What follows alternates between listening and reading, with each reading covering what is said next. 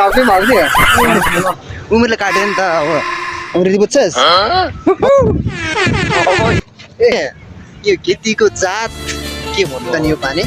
makeup खाएर त हेर्नु 7 दिनसम्म बिरामी परिएला आज चाहिँ एकदमै डिफ्रेन्ट हुनेवाला छ अनि म जाँदैछु फेरि पनि अब रनिङ गर्नुको लागि है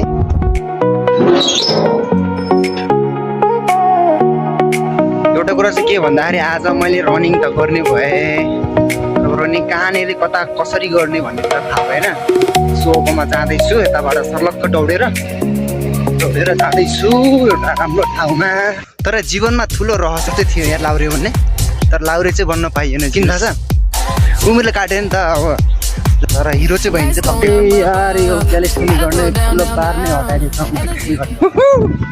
अब यहाँबाट लगभग 5 किलोमिटर हान्दा त किन कस्तो मजा नआउला रे मौसम चाहिँ रहेछ आज रनिङ गर्ने ठाउँमा चाहिँ पुरा केटाहरू आएर बसिरहेको रहेछ क्या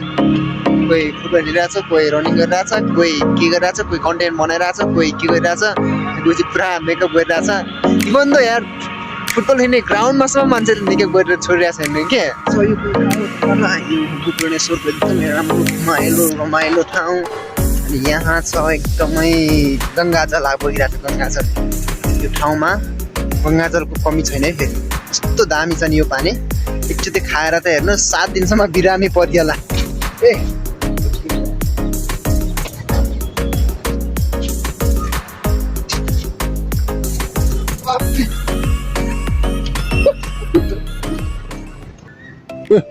अङ्ग्रेजी बुझ्छस् नेपाली बुझ्छस् ल म भाग्यो त यता खाँदैन तेरो भए किन आनु मैले आइज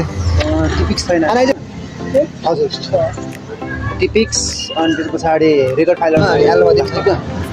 पानी थिएन के भयो वेट भाइको टाउकै माग्दियो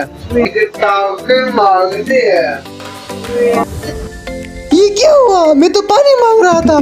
सुन यहाँबाट त यो त पुरै असिना नै पानी जस्तो लाग्यो